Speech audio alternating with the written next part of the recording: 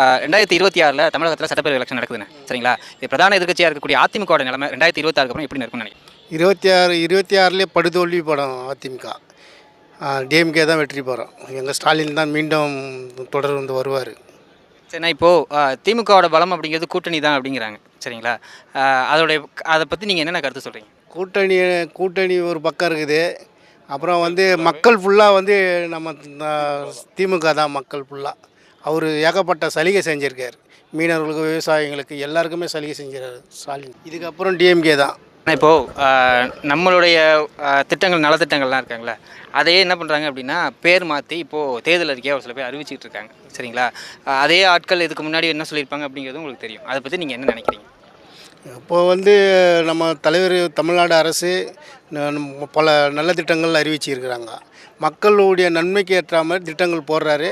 முதலமைச்சர் ஐயாவுக்கு ரொம்ப நன்றி தெரிவித்துக் கொள்கிறோம். மீண்டும் தளபதி ஆட்சி தான் நம்ம தமிழ்நாட்டில் தொடரும்.